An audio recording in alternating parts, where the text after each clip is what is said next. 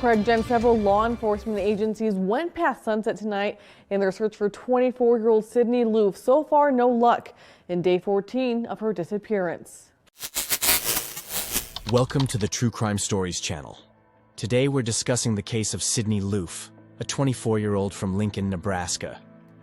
In November 2017, Sydney used Tinder, a dating app, where she met someone named Audrey.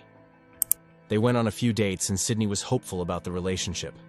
However, after their second date, she disappeared without a trace. Despite the terrible nature of what happened, we'll discuss the details respectfully, honoring Sydney's memory. Sydney Irene Loofe was born on August 21, 1993, to George and Susie Loofe in Broken Bow, situated in Custer County, right in the heart of Nebraska. Sydney was raised alongside her younger sister Mackenzie and older brother Levi. She had a deep love for animals and enjoyed spending time outdoors, fishing and reveling in nature. She was also recognized as a bit of a tomboy during her upbringing, sporting blonde hair and blue eyes, with her family noting her prowess as the top angler in the family. Her brother even remarked that Sydney epitomized prioritizing others over herself. He also shared that whenever he developed an interest in something, Sydney would follow suit because she admired him greatly, except when it came to supporting the Lakers. That was a no-go for her. Sydney and her family resided in Arcadia, Nebraska, until she was around 7 years old, after which they relocated to Neely, a town with a population of about 2,000 residents. Sydney was characterized as highly athletic and naturally talented. She excelled in basketball and had a passion for golf. However, during her teenage years, she developed scoliosis, which hindered her ability to swing a golf club due to the strain it placed on her back. Sydney graduated from Neely Oakdale High School in spring 2011, where her father served as the principal. After high school, she secured a position as a cashier at a home improvement retailer named Menards. She began working in the nearby city of Knorr. Her brother and sister were already residing in the significantly larger city of Lincoln, Nebraska, which is approximately a 2.5-hour drive south of Neely. Therefore, Sydney opted to relocate to the Cornhusker Highway branch of Menards to be nearer to her siblings.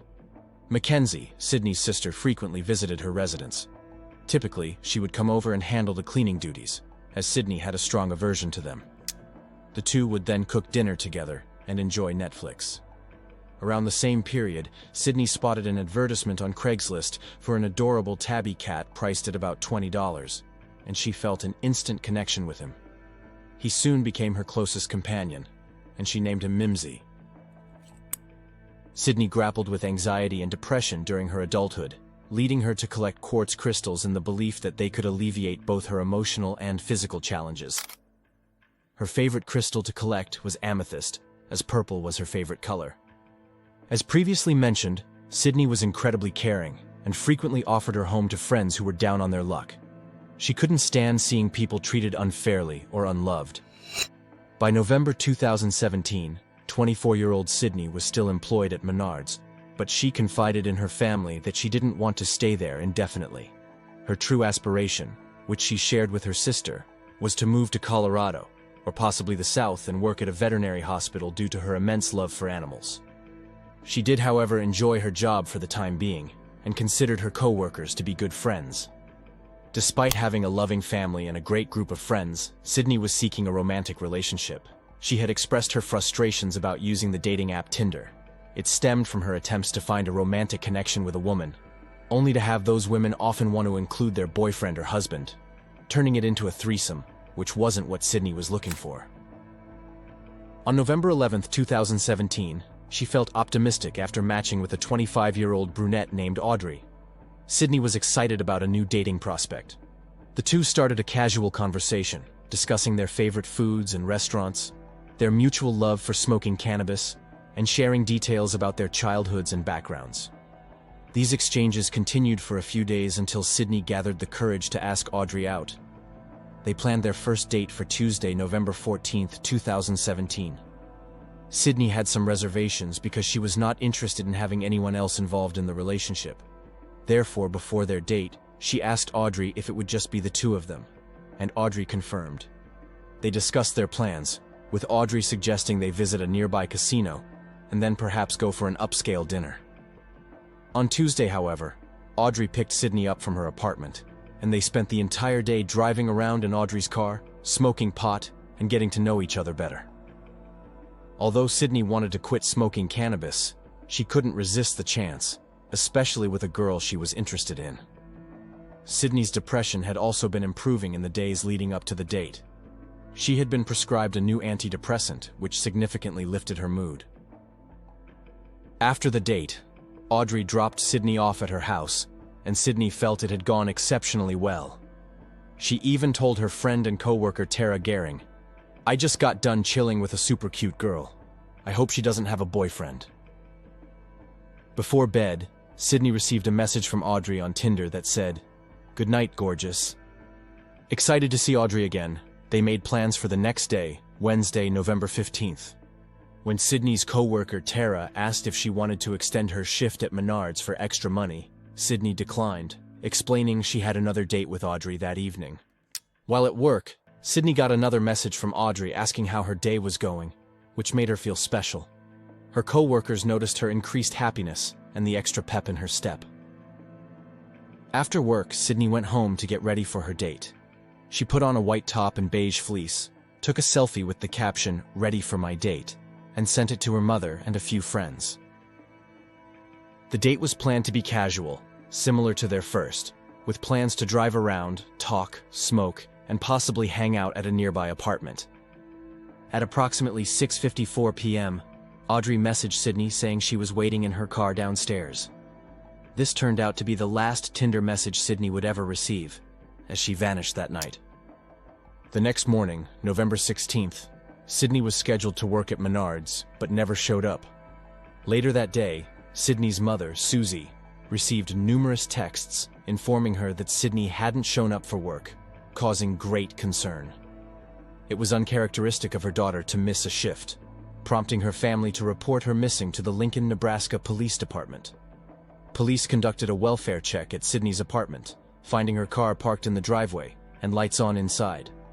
Since the front door was locked, detectives entered through an unlatched window.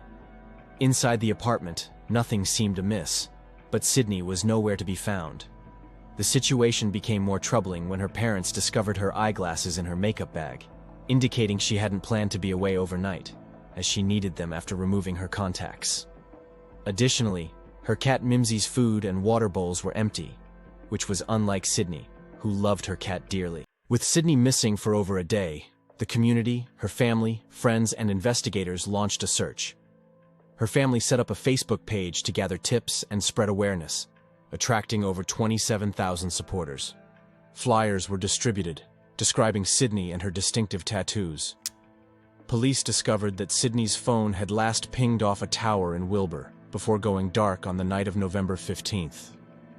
Wilbur is about a 45-minute drive south of Lincoln, where it was believed Sydney's date took place.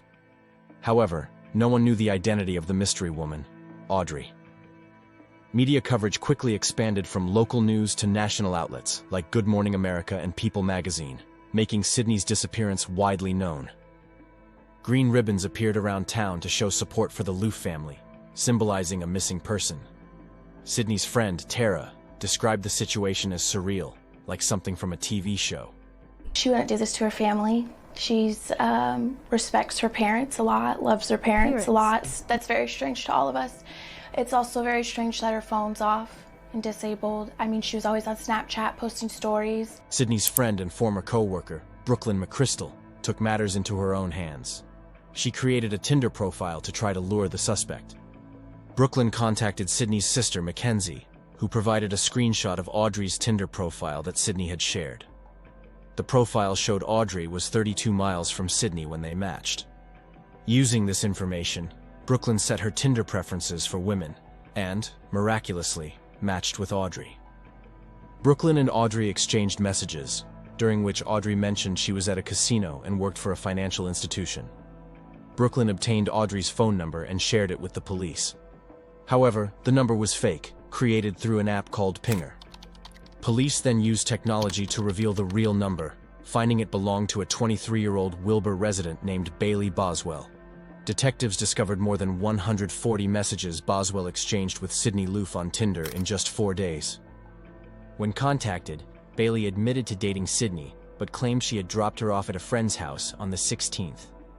Bailey explained to police that she couldn't provide information because she had outstanding warrants. Detectives quickly traced her name to a basement apartment in Wilbur, where Sydney's phone last pinged. On November 18, 2017, they conducted a welfare check and discovered Bailey lived there with her 51-year-old boyfriend, Aubrey Trail. The landlord mentioned a strong bleach smell coming from the apartment on November 16th, raising red flags. The odor was so overpowering that one of the landlord's relatives started to vomit and developed hives. Moreover, it was unusual for Boswell and Trail to use an air conditioner during the chilly month of November. Investigators returned with a search warrant on November 19th and noticed that one room was thoroughly cleaned and the walls were scrubbed, whereas the rest of the apartment remained messy and unkempt. They also came across several items that raised their suspicions: a dog leash, even though the couple didn't own a dog, duct tape, a sauna suit with the crotch removed, zip ties, a hatchet, a plastic drop cloth stained with blood, and a book about anatomy. There was no trace of Sydney. In addition, Bailey and her boyfriend Aubrey were now missing. A week later, police and the FBI named them as persons of interest. On November 29th, the couple posted videos on the Find Sydney Loofe Facebook page claiming innocence. In these videos, Aubrey and Bailey defend themselves, insisting they had nothing to do with Sydney's disappearance. They asserted that they weren't fleeing or hiding, but that they were unable to go home since the local media had swayed public opinion against them.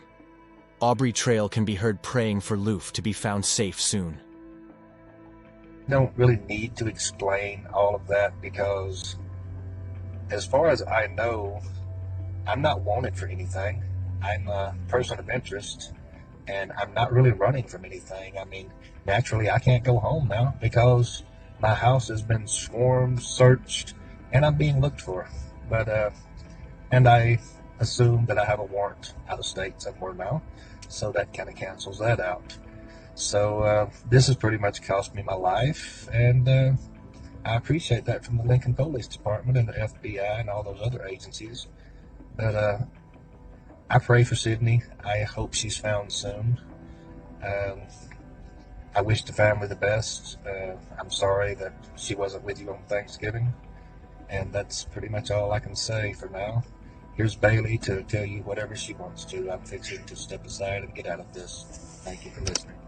Hi, good morning. I'm Bailey, Audrey on Tinder, and a few other names because I have warrants, but this really isn't about me. This is about Sydney, and I'm just kind of want to tell you what I've already told the Lincoln Police more than one time. I met her on a Tuesday. We drove around Lincoln, smoked weed, had a great time. We hit it off. I dropped her off at home, picked her up the next night at her house. We drove around, smoked weed again, made our way to my house where we smoked wax and shatter, and I gave her a 1/4 ounce of some really good weed. I went to take her home, and she asked me to drop her off at a friend's house, so I did so. I gave her my number. We were planning to go to the casino that weekend. I haven't heard from her since. I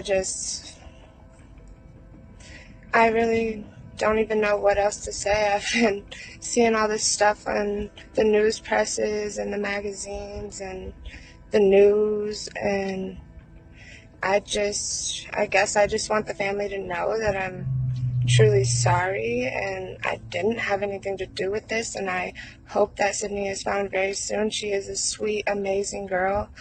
I don't know. Detectives used the videos to track the couple's IP address, leading them to a motel called the Windmill Inn in Branson, Missouri. However, because there was no physical evidence linking Bailey and Aubrey to Sydney's disappearance, Branson police, in collaboration with the FBI, had to arrest the couple on unrelated warrants. On November 30th, 2017, Bailey and Aubrey were apprehended and placed under federal hold at a Branson jail pending further investigation. Bailey faced charges for failing to appear in court related to marijuana possession, while Aubrey was charged with possessing a firearm. A spokesperson for the FBI expressed optimism about finding Sydney alive.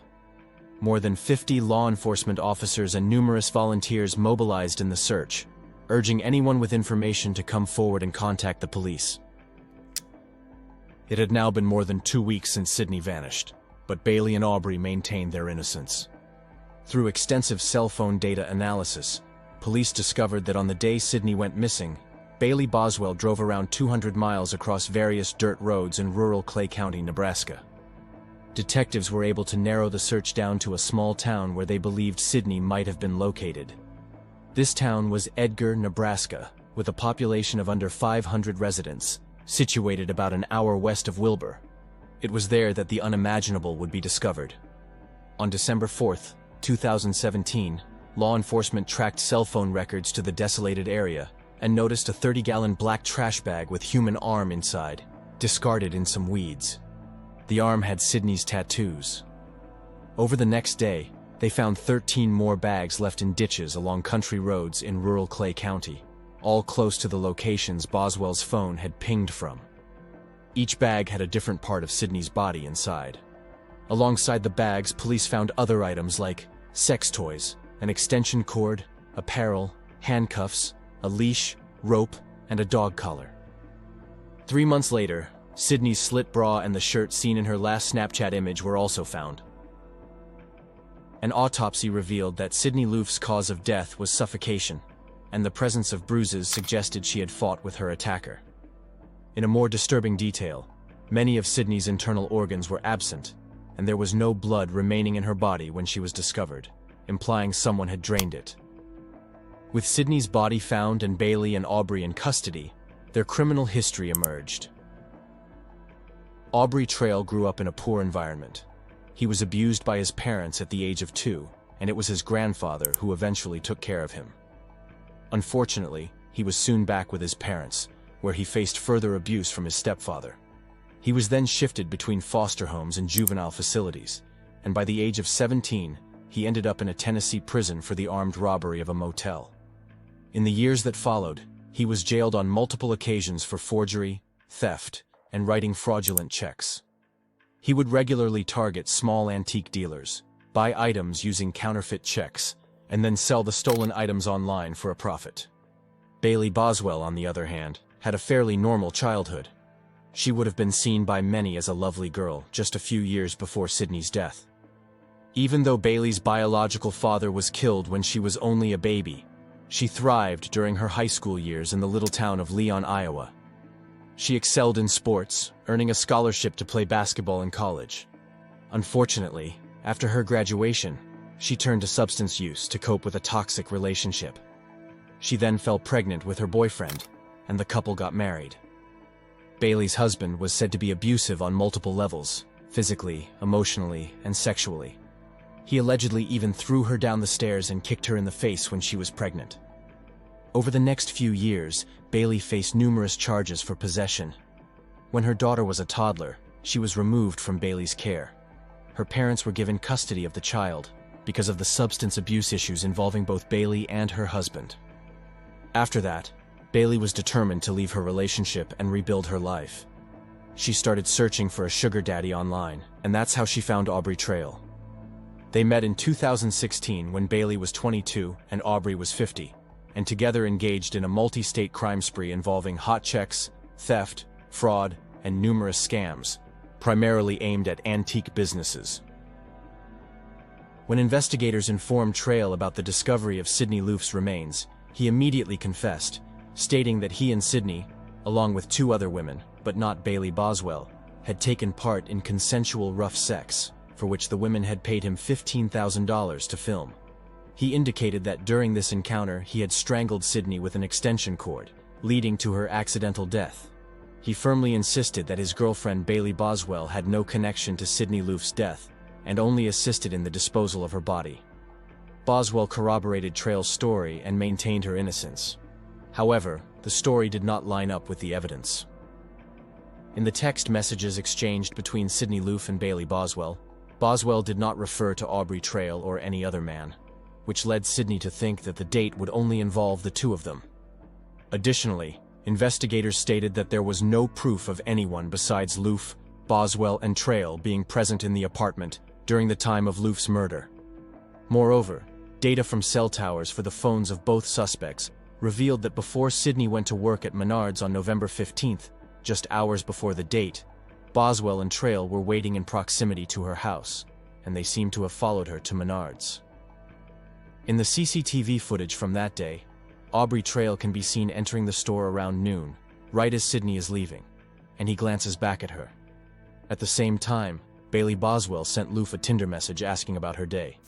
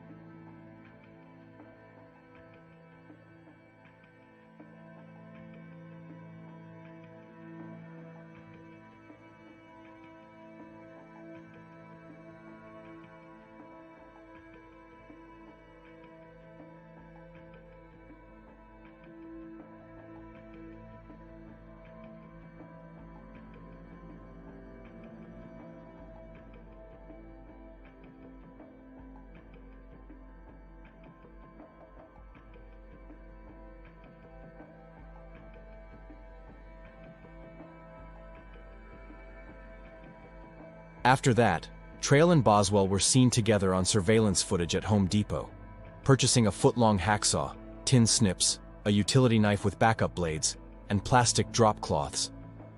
The marks where Loofe's body had been dismembered were consistent with the teeth on the saw Trail and Boswell had purchased. Other surveillance footage shows Boswell and Trail buying a tree saw, some 30-gallon trash bags, and a few gallons of Clorox bleach both before and after the murder. The barcodes for the bleach and plastic bags found near Sydney's remains match the ones in Boswell and Trail's receipts.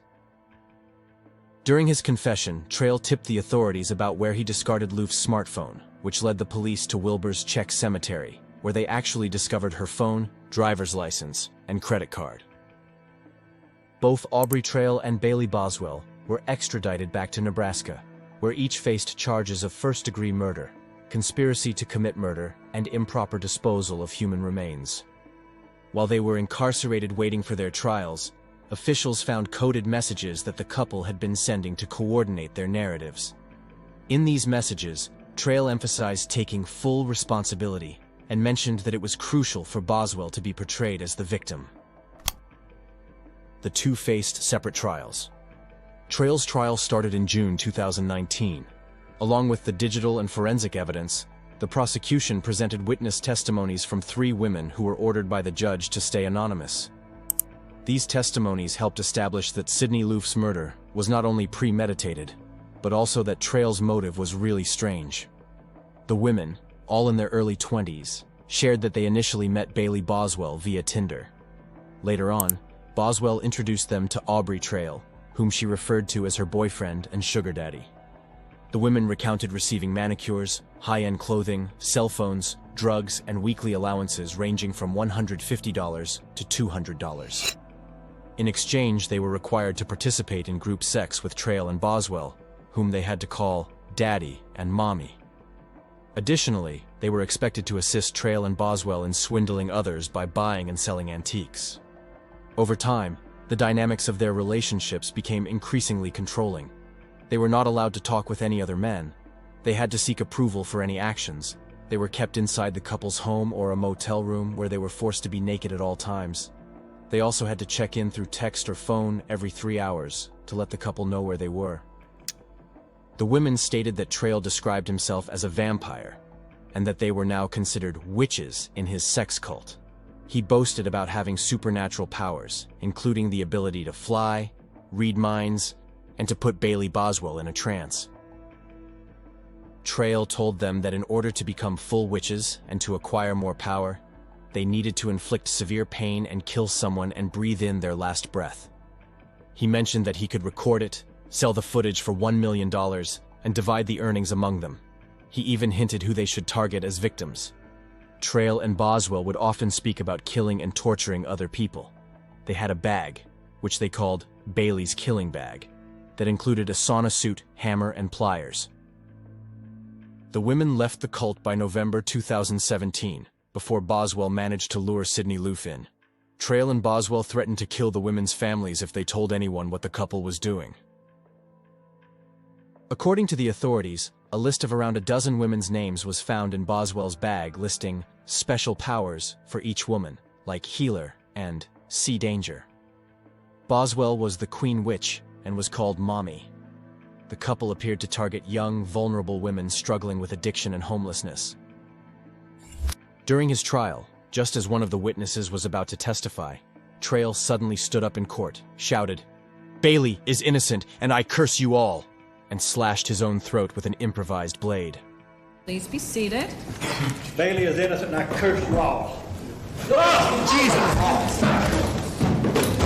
Stop recording. Captured on camera, the moment murder suspect Aubrey Trail apparently tries to take his own life by slashing at his throat. It happened just before 11:30 Monday morning, right as a witness stepped up to take the stand. He was quickly removed from the courtroom and transported to an ambulance. Trail survived what seemed to be a suicide attempt. His injuries weren't serious, but did require several stitches. The judge, however, ordered him to be in handcuffs for the rest of the trial. After he had recovered and returned to the courtroom with gruesome scars clearly visible, he recanted his prior statements. "There's no video. There's no sexual fantasy. There's no two other people in the room," he said. He still claimed that Sydney's death happened accidentally during aggressive sex with him and Boswell. The trial lasted 3 weeks, a time during which Aubrey Trail had 2 heart attacks and a stroke, but ultimately the jury reached a guilty verdict on all charges. At his sentencing hearing, Trail asked the judge for an opportunity to speak to Sydney's family. He then stated that nearly everything he said in previous cases was a lie. Trail asserted that Loofe was never willingly engaged in any of the sexual escapades that Trail had claimed to have been involved in during several contradictory confessions. He admitted to killing Sydney, and doing so because she freaked out when he told her about the lifestyle he and Boswell led, and she threatened to expose it. "I killed Sydney because of her reaction to what I told her and showed her," he said. "I had no doubt she would tell people if I let her go." On June 9, 2021, Aubrey Trail was sentenced to death by lethal injection. Bailey Boswell faced trial in September 2020. There was a significant amount of physical evidence against her, including her DNA discovered on a latex glove that was found alongside Sydney's remains. In October, she was convicted on all 3 charges. The hearing for her sentencing started on July 1, 2021, with her defense claiming that Boswell's history of sexual and physical abuse made her the perfect victim of Trail, advocating against the death penalty. Her attorneys claimed she had been manipulated by Aubrey Trail, and that she only went along with his plan because she was forced to. On the last day of her sentencing hearing, a sobbing Boswell pleaded with the court to spare her life for her daughter's sake. In November 2021, Bailey Boswell was sentenced to life in prison without parole after one of the 3 judges expressed the view that her actions did not fulfill the criteria of exceptional depravity required for the capital punishment. Sydney Loofe's sad story after meeting Audrey on Tinder deeply shocked the Nebraska community. What started as an exciting new dating opportunity became a horrific nightmare that nobody saw coming. Sadly, the actions of Bailey Boswell and Aubrey Trail ended Sydney's life prematurely and brought immense sorrow to her family and friends.